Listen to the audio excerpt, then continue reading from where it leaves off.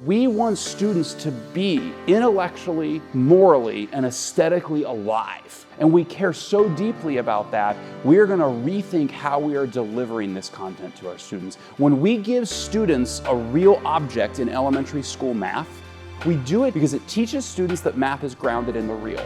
It's not a bunch of tips and tricks made up by mathematicians for job security. Jake Tawney serves as the Chief Academic Officer for Great Hearts Academy, a network of classical charter schools across multiple states. Previously, he taught high school mathematics and computer science and courses in Euclid and the philosophy of mathematics at Josephinum, a Pontifical college. Listen in as we discuss the definition of classical education, the nature of mathematics and its place in liberal arts, and the classical education movement in America. Benedictine College is transforming culture in America, one conversation at a time. From our studios in Atchison, Kansas, these are the Benedictine Dialogues.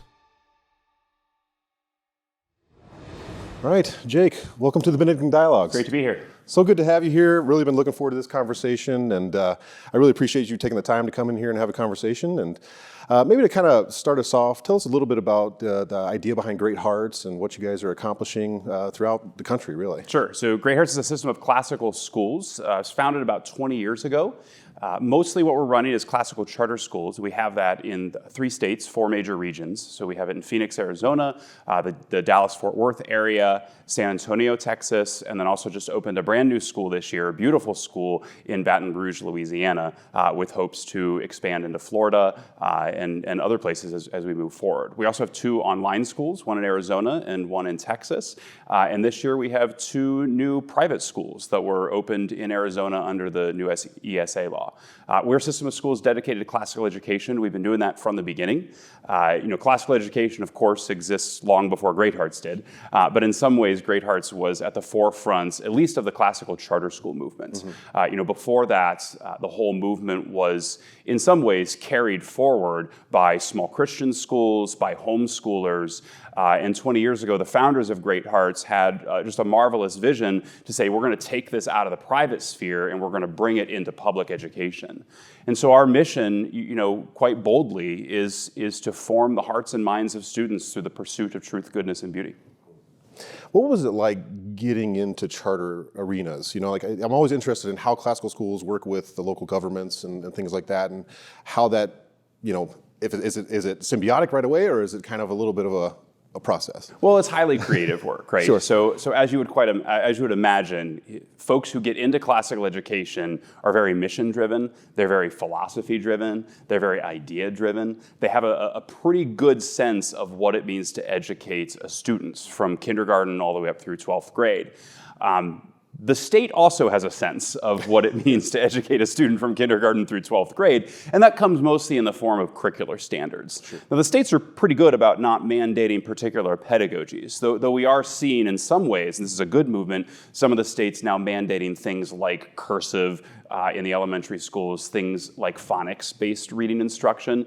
So they start to dabble a little bit in pedagogies, but largely they've stayed out of that. And really what we're talking about when you do charter schools in the realm of public education is the state standards, which is really curriculum-driven.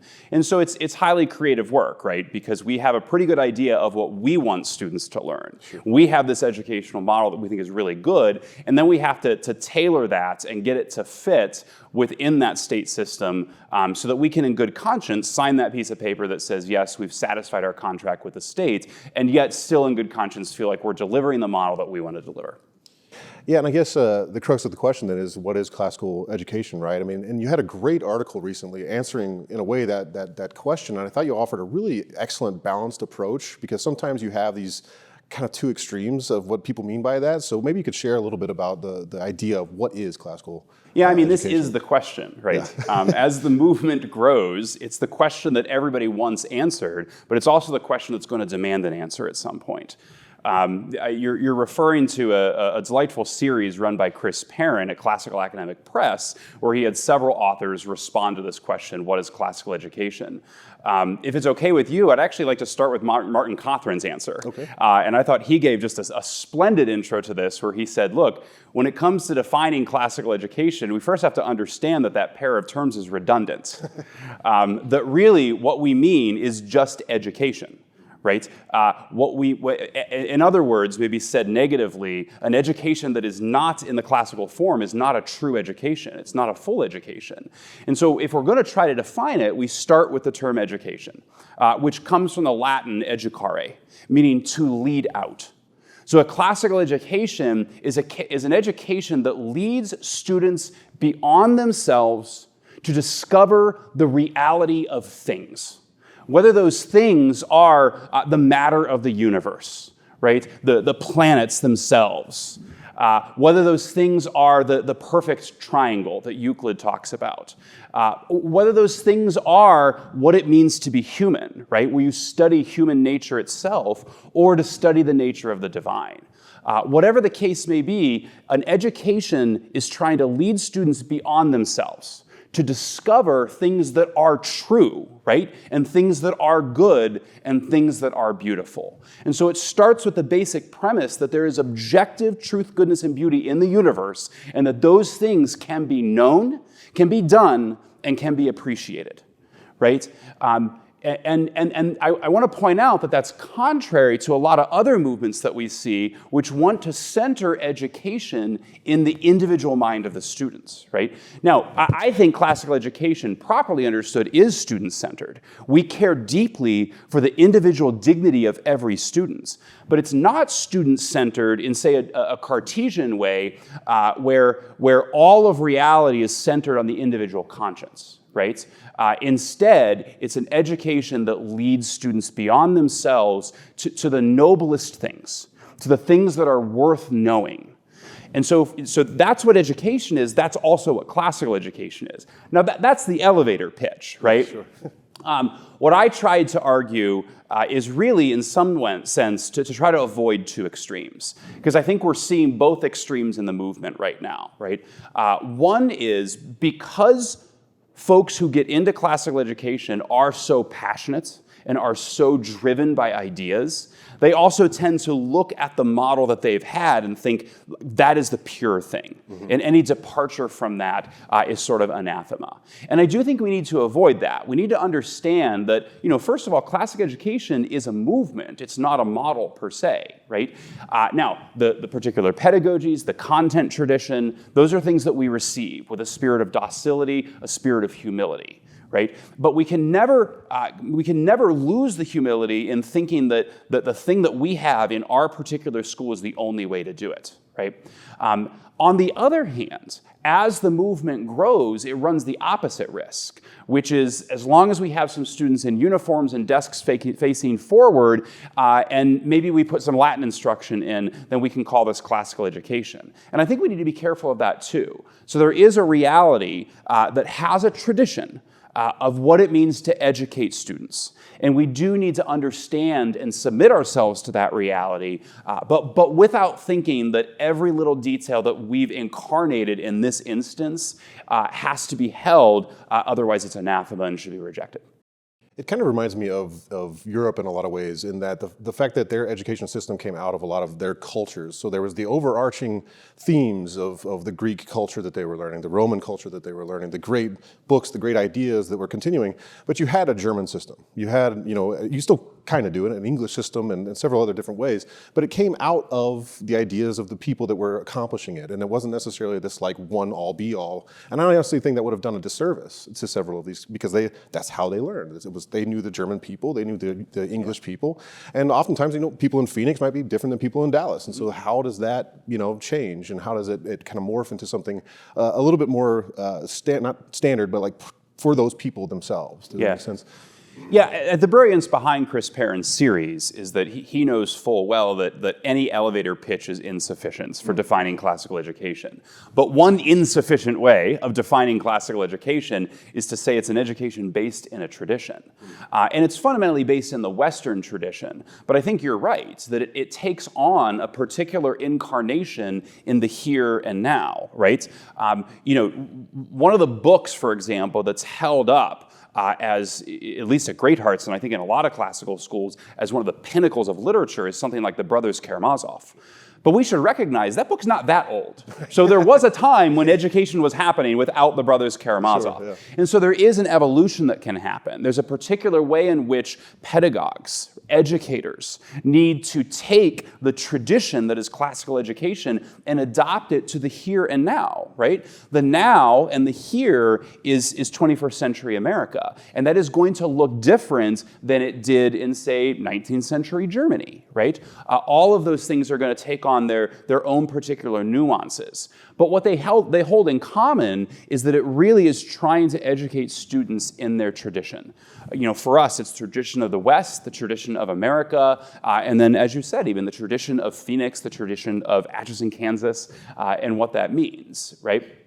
Yeah, and you also have, of course, the introduction of technology in a way that has never ever existed in human existence. Correct. So being able to form students in how to handle those things well, while alongside classically training them, right, to better understand these things in the reality that they're going into. Well, the most important technology that changed the face of education itself, of course, is the printing press.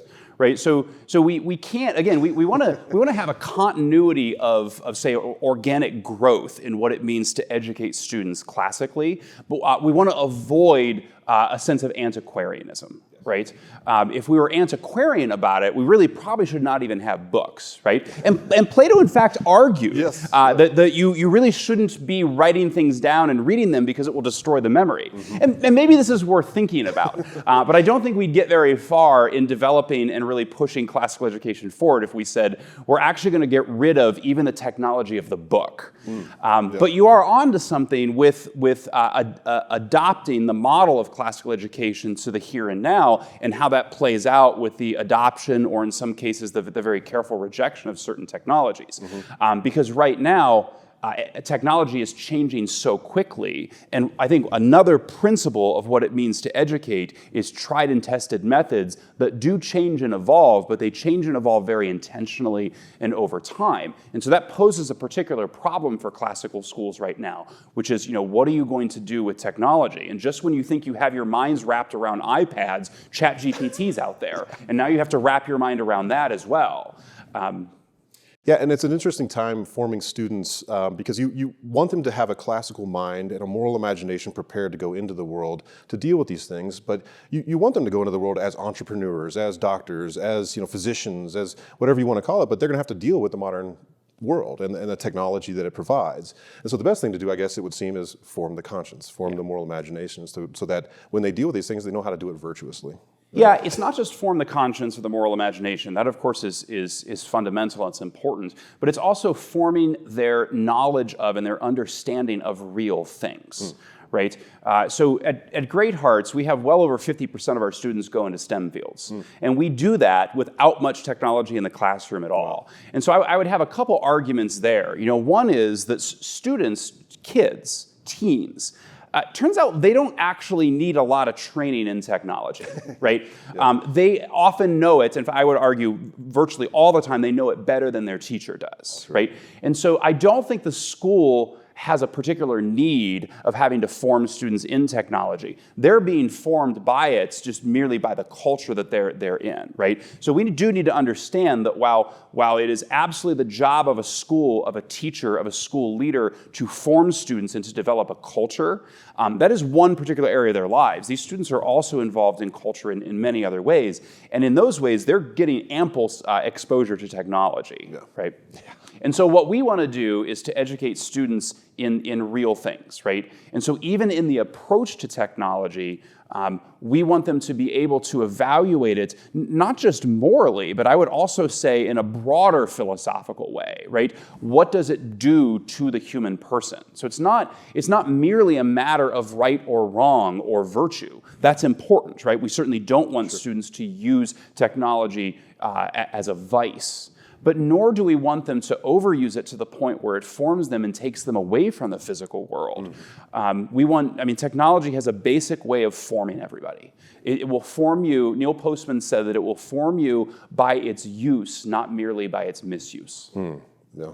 It reminds me of kind of Plato's cave, right? Like you want them to know the really real. not just the shadows Yeah. on the Yeah. wall. So now if we could get into a little bit of your background. I know you've got some expertise in mathematics and some background in mathematics, and I'm interested in your perspective of that, especially in regard to classical education and how to classically train people in mathematics. Well, let's get one thing sort of straight from the beginning. I appreciate the question being asked in the context of classical education, because oftentimes we will hear some people say, we want a school that does classical education really well, and we want math and science to be pretty good too. As if to say it's an add-on, right? And it's not. The ancients understood that there were 7 liberal arts. And the first 3 are the arts of language: grammar, logic, and rhetoric, right? And if you understand something about kind of the history and the symbolism of numbers, right, as Catholics, you would understand the symbolism of 3 is the eternal. And the arts of language are eternal, I would argue, sort of in 2 ways. One is, if you will, sort of vertically throughout time, right? The laws of logic will always be with us. They don't really develop at all. They're certainly always true.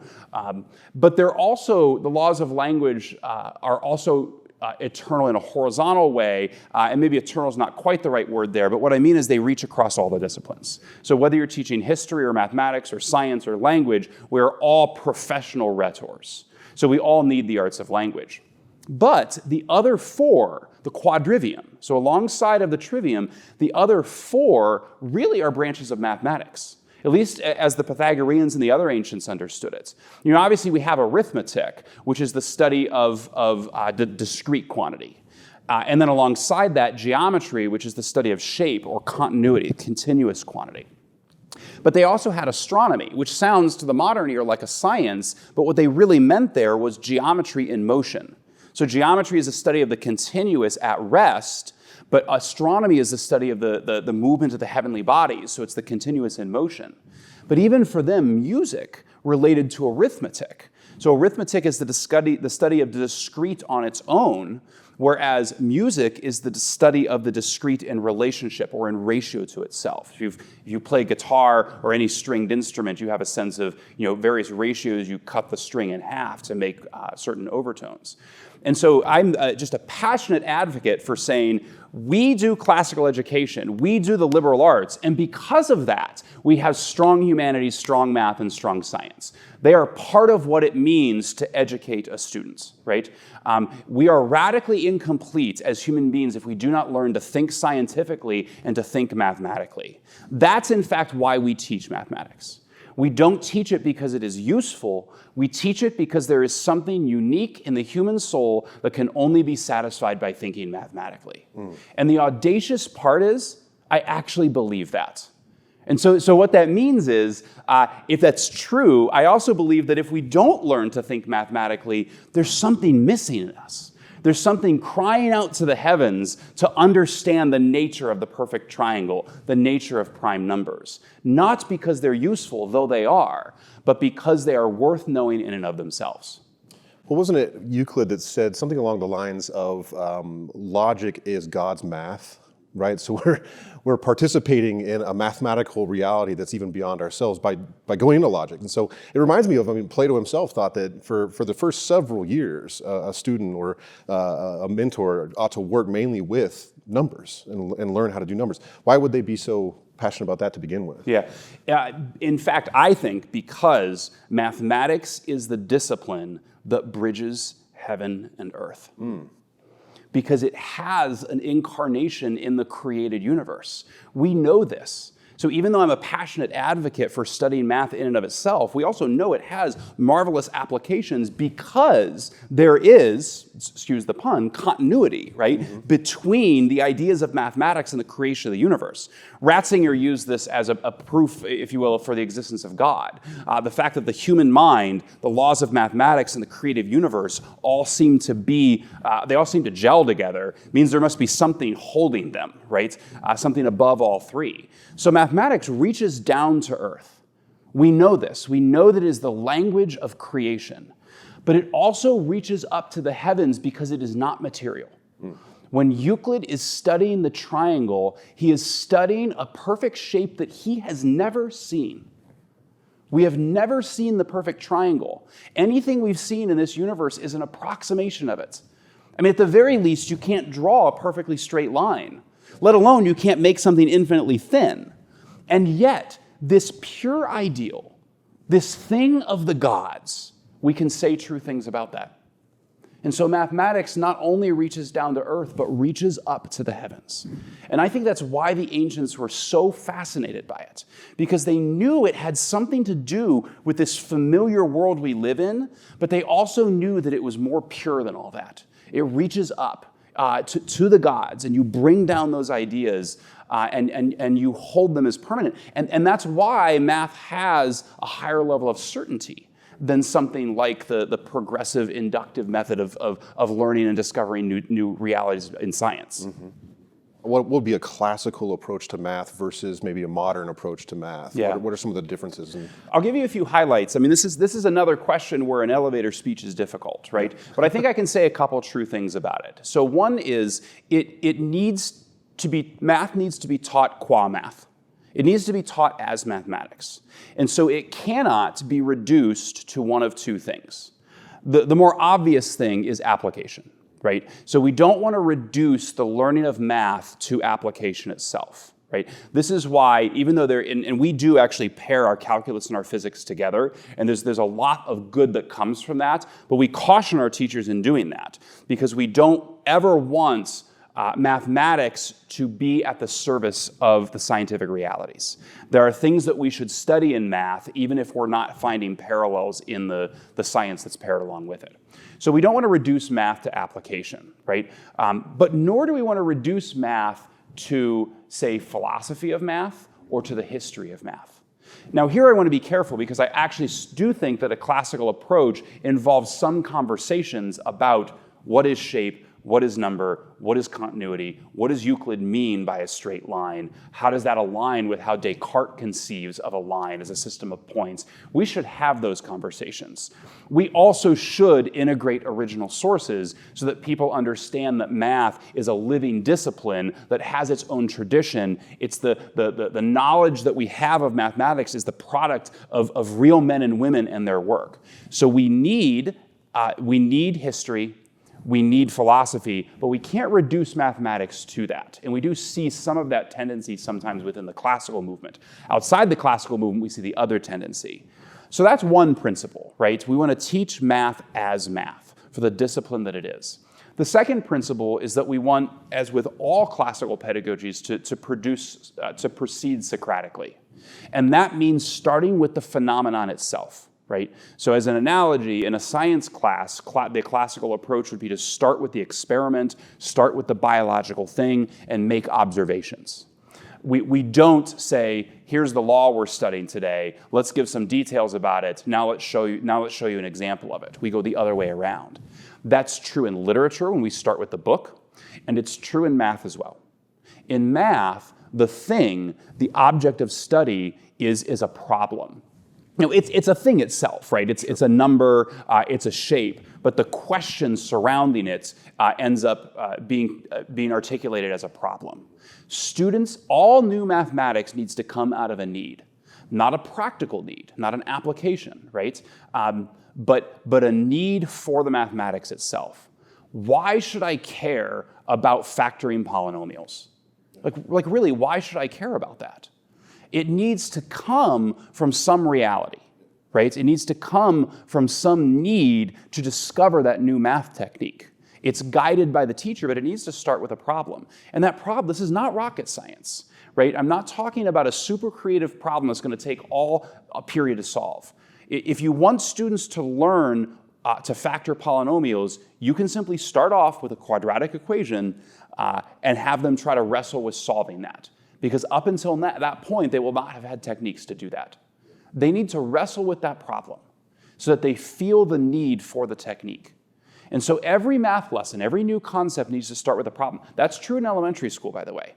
Even in elementary school, where they're in sort of that grammar stage, as Dorothy Sayers would describe it, where we want a lot of technique and memorization, they still should start with the phenomenon. They should start, I would argue there, with a physical object, so that they know that the math is grounded in the real and can abstract from it.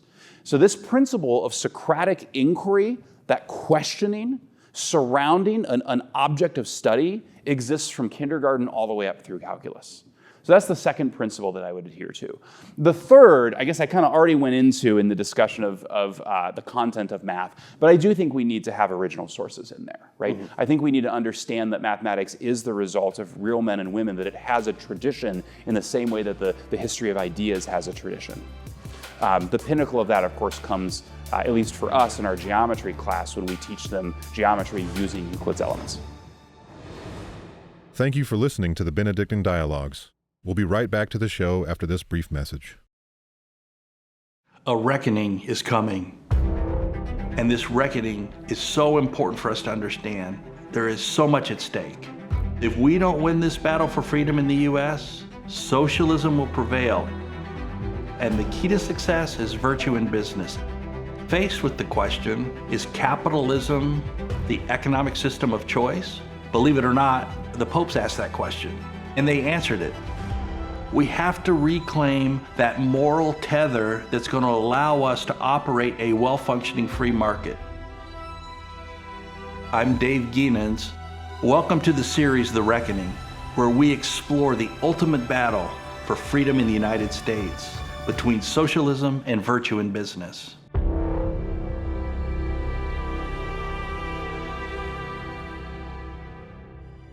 To enjoy this free series, visit media.benedictine.edu. And now, back to the show. I love the fact that there's a movement going on in this country to try to push towards classical education. And in fact, there's a lot of schools out there that have had modern education in a lot of ways, and they're trying to kind of transition to classical. Have you had some experience with that, and what advice you might offer to schools that are trying to do that? First piece of advice is it can be done.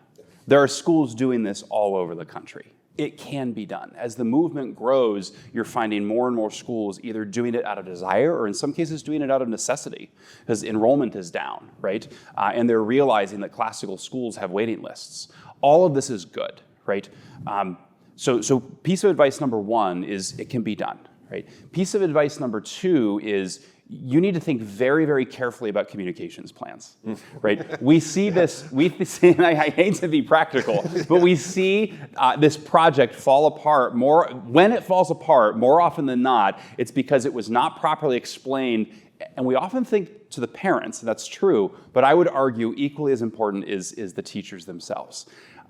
Teachers, it's the most noble profession there is. They deeply care about their students. They want to do good for them. So we need, if we're going to transition a school of teachers who maybe have not had experience in that, we need to bring them along and sell it. We need to get them to understand that this is a good for students. The third piece of advice I would give is you got to go visit schools. I mean, look, one of the principles of classical pedagogy is this idea of mimetic instruction. It's instruction by imitation. Students learn to draw by imitating the masters. Why would we not think that's true for teachers learning how to teach or for heads of school learning how to lead a classical school? You need to go see the thing in action. And I would say you need to go see, 5 different versions of it so that you can start to understand the differences that are there, but also get at the core, right? And then 3, take your time, right? You can do this over 3 years. And I think the advice of choosing a discipline, 2 disciplines, maybe a year, and kind of working your way through that so that particularly in elementary schools, as it's often the same teacher teaching all the disciplines, it becomes very overwhelming if you're going to do all of them at once. I would argue first and foremost, I would start with literature. I'd probably toss history in there because it would pair nicely for some revision in the first year. But I think getting your reading list right, so I say literature, I actually mean all of ELA, right? Getting your reading instruction to be phonics-based, if it's not already, getting your reading list set so that you have good literature you're putting in front of students, and then really working with teachers on what Socratic inquiry around literature looks like. Because that is, in some ways, the most obvious application of Socratic inquiry. You have this story you all read together. Let's ask questions about it. Let's dig deep into it. Let's understand what that means. I think too, sometimes what ends up with a little bit of pushback is, and I think you brought it with the very first question, is the idea of classical itself. Oftentimes teachers who've been doing the same thing for 15, 20 years, they don't understand why would we want to go back to an old way of doing things. And so I love the idea of like, well, this is education. Like this is real education. So the idea of leading towards, we want to educate our students, we love our students, we want them to be educated at the best possible, note. And this is it. This is a way in which we can do that. But the selling point there is formation, not effectiveness, yes. right? Classical education is highly effective, right? Yeah. It's highly effective because it puts first things first, right? It puts the anthropology first, the understanding of the human person first, and it puts formation on top of that. Because of that, it becomes highly effective. But if you go out with an argument of effectiveness, there are, in fact, other educational models and pedagogies that have been deemed effective in certain areas, right? That's not primarily why we do these pedagogies, right? We adopt a pedagogy in a classical classroom not merely because it is effective, but because it is formational. When we give students a real object in elementary school math, we do that not simply because modern educational psychology has said this is a very effective way in getting kids to get to the abstract principles that are in math. That's true, but that's not the first reason why we do it. We do it because it's for a philosophical and anthropological reason, because it teaches students that math is grounded in the real. It's not a bunch of tips and tricks made up by mathematicians for job security, right? The same thing could be said even for phonics, right? Yes, it's effective. It better be, because it's based in a sense of anthropology and a sense, in this case, of metaphysics of language, right? But that we don't teach it simply because it's effective. We teach phonics because it teaches the orderedness of language to students. That even in its exceptions, language is itself ordered, right? And so the sell to a faculty or the sell to a community does need to talk about effectiveness because they care about that. But the primary pitch is one of human formation. We care so deeply about the formation of the human soul, right? We want students to be intellectually, morally, and aesthetically alive. And we care so deeply about that, we're going to rethink how we are delivering this content to our students. And we're going to rethink the very content that we're delivering.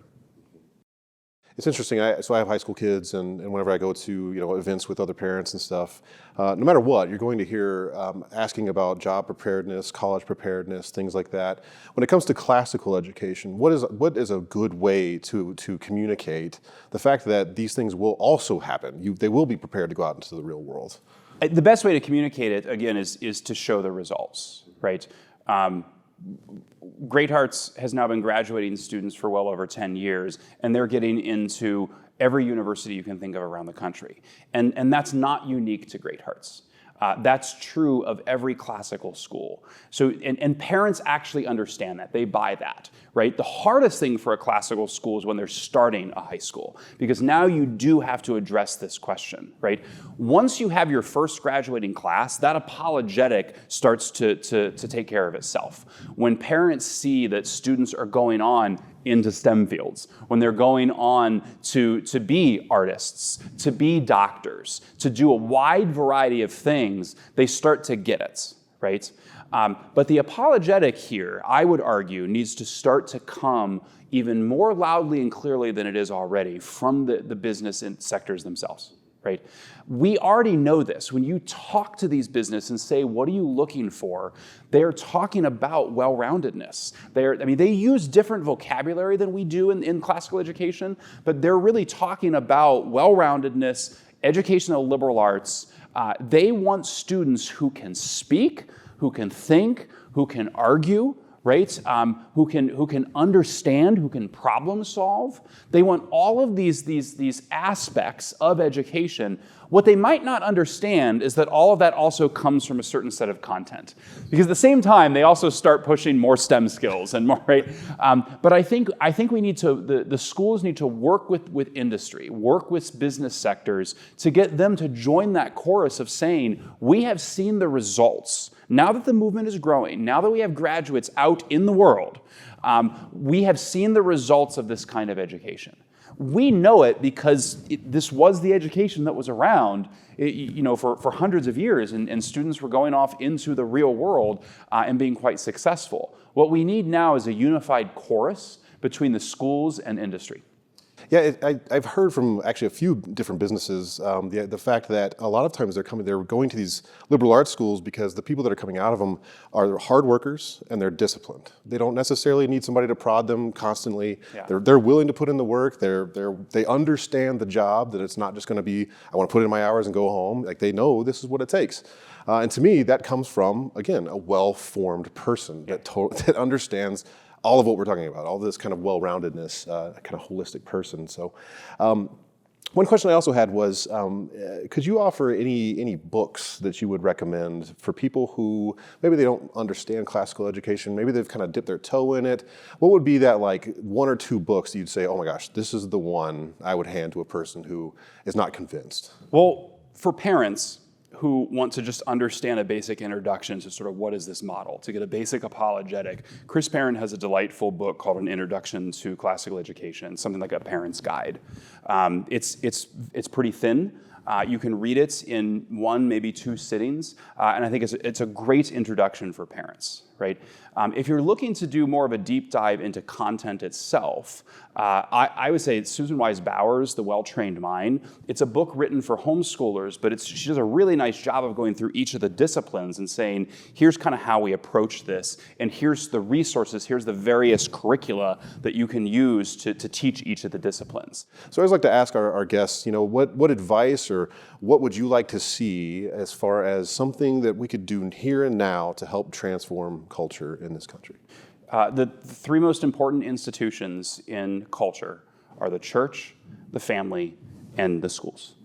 And so if we want to shape culture, we have to focus on all three of those. We're talking about education today, so we're talking about that third one. And that's where my heart is, right? If we really want to change culture, we have to get education right. Because culture is nothing except for people, right? It's the cultivating of people, but it's people themselves then learning to cultivate, right? To cultivate each other, to cultivate the world, the earth, right? And so education has a particular job in forming culture because it cultivates souls, right? Teachers are not scientists. They're not data scientists either. Teachers are craftsmen. They're craftsmen and craftswomen of souls. There is no more noble profession than that. And if you think about those three pillars of culture, that's what they all have in common. They're all crafting souls. And so teachers need to think about how they're different from pastors and parents, right? Because those are the other two people in students' lives that are actively cultivating souls. So the formation of culture in the here and now comes from those institutions. I would say with regards to education, what can we do in the here and now? Parents need to start thinking about what kind of formation they want for their students, for their own children. As they enroll them in schools from kindergarten, as they move them up through that, through the elementary years into the middle years and high school years. I would also boldly say that in the here and now, we need more classical high schools. We, of course, need more classical elementary schools or K-8s, but those seem to be growing more quickly. I'm worried, actually, about this gap of 9 to 12, that we're going to have a lot of students coming through the K-8 program with this desire for this model. Parents have this desire for this model. They see the benefits of it, and they have nowhere to go from 9 to 12. And it's not that any year is more important than others in terms of formation, but there is something very unique right now in students' lives of the 9 through 12 space and then the college space and the formation that is offered to students. And I'm very worried that we don't have enough classical high schools, because it turns out I think it's actually harder work, in part because it's harder to sell to parents, right? And so that's one thing I think we can do in the here and now, is to push more high schools to start to think seriously about what it means to be a classical high school and to make that move, or to take operators who know how to start schools and to give them the resources to be able to start to launch more classical high schools. So we need Great Heart high schools All across the country We is what need it Great sounds Hearts like. High Schools all across the country. Well, Jake, this has been an absolutely fantastic conversation. Thank you so much for all your work and coming here to campus. You're here for the symposium on transforming culture, so it's a perfect time to talk about this kind of stuff. And thank you again for watching. And if you be sure to check out our website, media.benedictine.edu, where you can check out the rest of our episodes. Be sure to subscribe to our newsletter as well. Thanks again for watching, and God bless.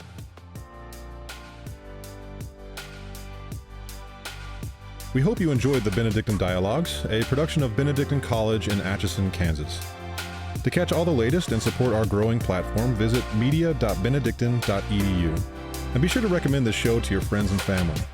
Help us to transform culture in America, one conversation at a time.